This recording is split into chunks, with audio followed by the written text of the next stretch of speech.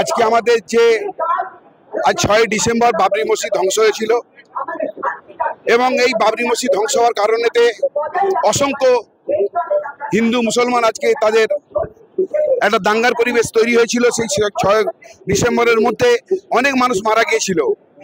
আমরা প্রত্যেক বছরই জাতীয় কংগ্রেস এই দিনটা পালন করি। তাই আজকের দিনে আমরা একটা ভ্রাতৃত্বর বোধ এবং একটা হিন্দু মুসলমানের একটা যে ভালোবাসার বন্ধন তৈরি করার জন্য আজকে আমরা যে পদযাত্রা শুরু করলাম টিপু সুলতান মসজিদ থেকে নিয়ে রাম মন্দির পর্যন্ত।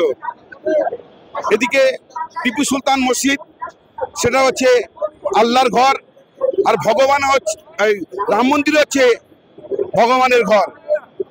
ভাষাটা হয়তো আলাদা, তো জিনিসটা একই। এই ভ্রাতৃত্ব বন্ধনটাকে আমরা দৃঢ় করার জন্য আজকে এই পদযাত্রা শুরু করেছি। আজকে যারা বিজেপি আরএসএস যারা বড় বড় কথা বলছে তারা কিন্তু রাস্তায় নেমে আন্দোলন করেনি।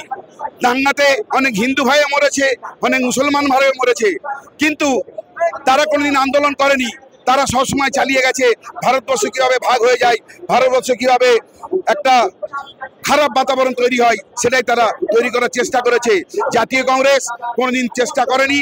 জাতীয় কংগ্রেস সবসময় চেয়েছে মানুষের পাশে থেকে লড়াই করবে, মানুষের পাশে থেকে লড়াই চালিয়ে যাবে।